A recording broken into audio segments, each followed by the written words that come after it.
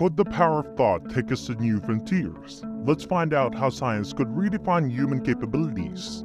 This is not fiction, but it's a reality that made us believe that science and technology could push the boundaries of the impossible into possibilities. Imagine a world where the human mind and machine can work together, in which thoughts alone can control technology.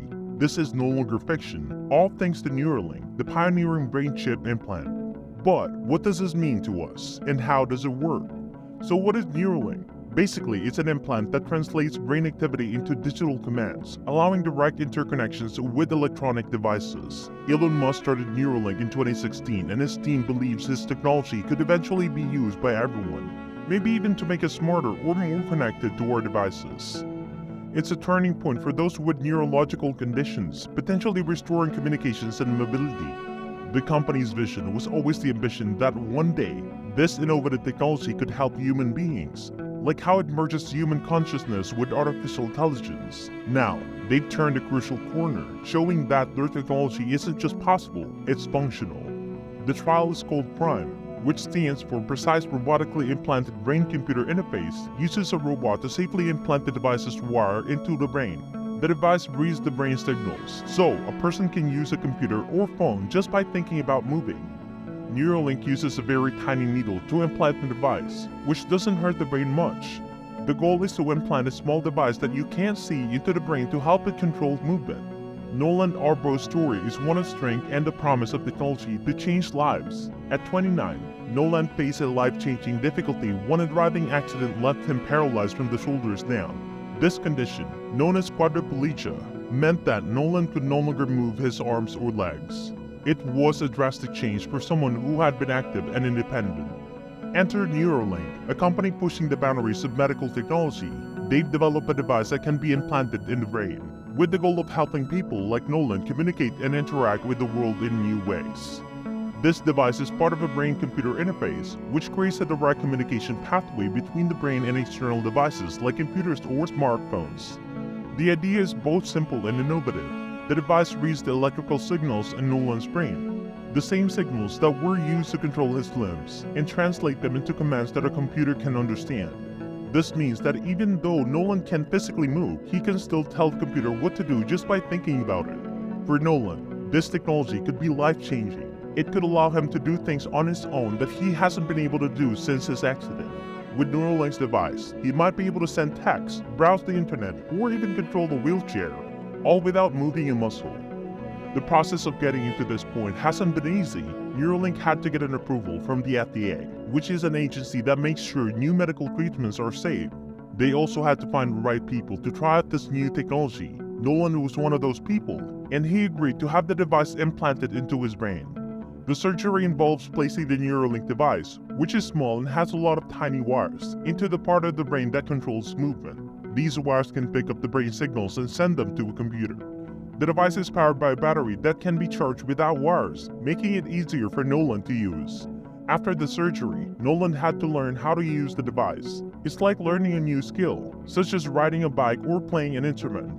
He had to figure out how to make the brain signals strong and clear enough for the computer to understand them. But with practice, he's been getting better at it. Neuralink's work is part of a bigger field of research that examines how technology can help people with different kinds of disabilities. Scientists all over the world are working on BCIs, trying to find new ways to help people communicate and interact with their environment. But this kind of technology also raises some big questions. For example, how much should we rely on technology to change our bodies and our abilities? And what would it mean for our future if we started using devices like Neuralink to enhance our brains? Musk has named this device telepathy. He says it will let people control almost anything just by thinking. First, it will help people who can't move their arms or legs. Musk imagines they could let someone like Stephen Hawking talk faster than someone who types really fast. Neuralink hopes this will change what humans can do and help people be more independent. They say that the people who joined this trial could help make a big difference in the future. Some important people in the government are worried about how Musk talks about these animal tests and whether he's making the devices seem better than they really are. They've asked for more checks to make sure everything is being done right. How do you feel about using technology to change our bodies and minds? For a long time, scientists have been trying to figure out how to read the signals in our brains. This could help people who can't see or move to live better lives.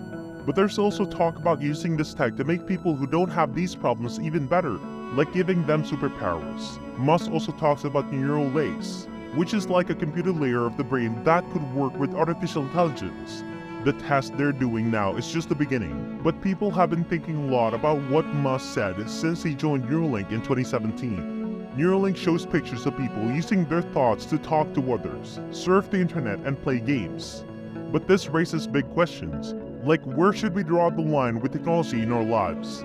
As we get more excited about these new gadgets, some people, like Tristan Harris from the Center for Humane Technology, says we should examine how our current devices, like phones, are already affecting us. They can cause us to lose focus and even become addicted.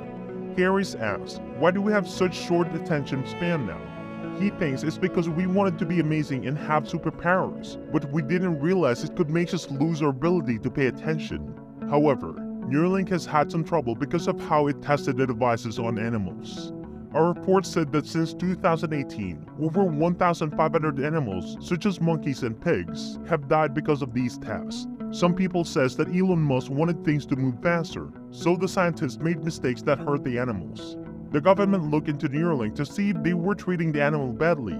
Later, there was another problem because Neuralink might have dangerously moved some dirty implants. Neuralink said it cares a lot about treating animals right. It wrote many blog posts to show the good things it does for animals. The government checked and said Neuralink didn't break any laws. But a group of doctors didn't agree. They said the government was too easy on Neuralink. They were upset about 2 times when Neuralink scientists used glue on monkeys that ended up killing them.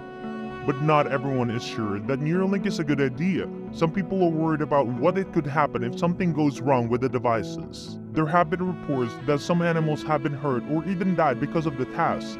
Neuralink says they were doing everything they can to be careful and treat the animals well. However, creating this technology is very hard, and there are a lot of things that need to be figured out. One of the biggest challenges is making sure it's safe. To put the device into someone's brain, doctors have to do surgery, which always has some risks. And once the device is in, it has to work without hurting the brain or causing other problems. There are also big questions about what this technology's widespread use will mean for the future. Will it be fair if only some people can use it? And what about our privacy? Could someone else read our thoughts if we had a device in our brain? These are important things to consider as Neuralink continues to develop its technology. It's still early days and there are a lot more research and testing to be done. If Neuralink can make this device work well and safely, it could open up a whole new world of possibilities for people with disabilities and maybe for everyone else too. So, what does our future hold for Neuralink and our connection with technology? Share your thoughts and views about this in a comment, and don't forget to like, share, and subscribe for more.